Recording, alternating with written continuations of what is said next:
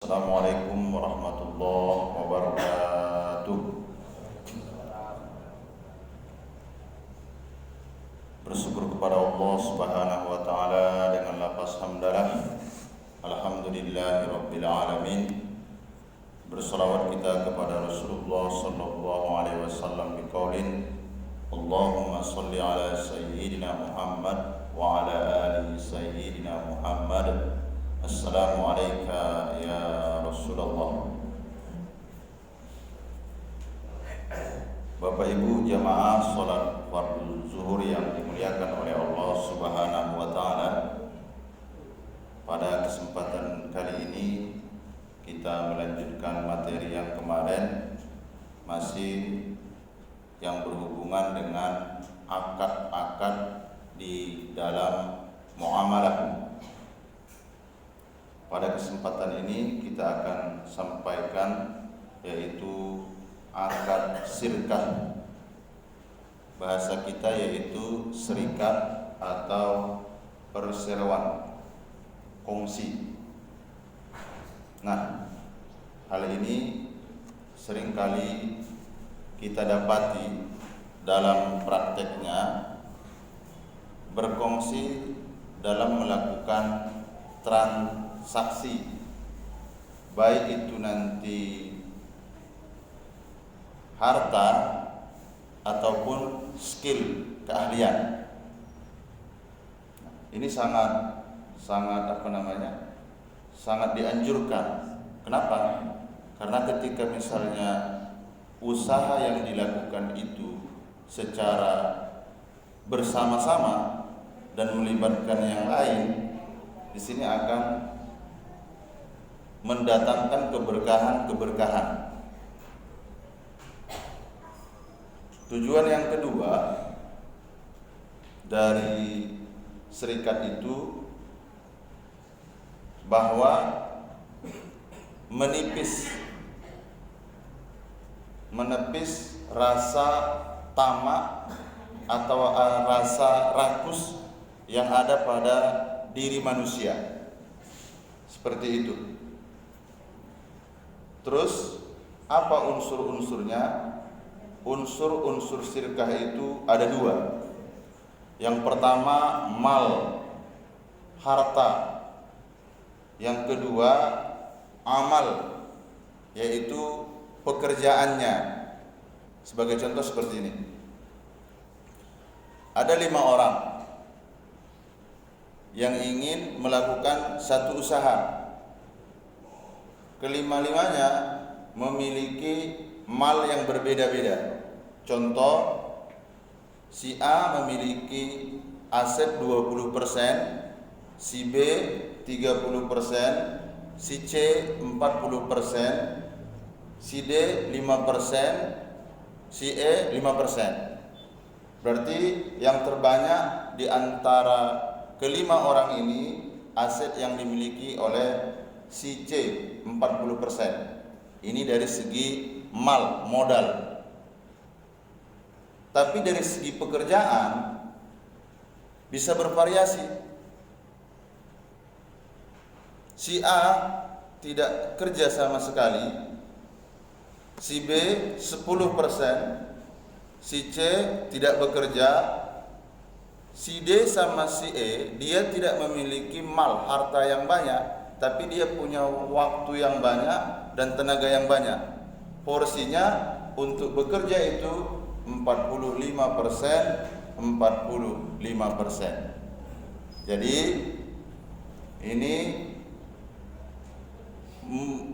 berdasarkan kesepakatan. Kalau untungnya itu milik bersama. Lalu bagaimana cara pembagiannya? Pembagiannya sesuai dengan mal. Mana yang paling banyak malnya, hartanya, maka bagian itu prosentasenya diukur dari mal. Selanjutnya nanti baru prosentase yang kedua dari amal, pekerjaan, seperti itu. Bapak Ibu, jamaah yang dimuliakan oleh Allah Subhanahu wa taala. Selanjutnya ketika akad, misal ada 100 kotak, mereka menjual 100 kotak Indomie. Si A hanya memiliki prosentase di sana 20%. Berarti akadnya ketika ia melakukan transaksi jual beli, maka akadnya yaitu dia menjual yang miliknya 20%. Yang 80% lagi kemana? Inilah dalam konsep syirkah. Dalam konsep syirkah ini, karena mereka bersama-sama, yang 80% itu dia ditunjuk sebagai wakilnya, seperti itu. Tapi ini harus jelas, harus dijelaskan porsi-porsinya. Dan saat sekarang ini, mohon maaf, sangat sedikit sekali orang bisa kaya, orang bisa memperoleh keuntungan yang besar kalau ia hanya bermain sendirian saja. Ini tidak bicara dalam perdagangan saja. Pertanian bisa seperti itu, bisa seperti itu. Buka lahannya, apa yang mau ditanam di sana, siapa yang bekerja, nanti porsinya diatur.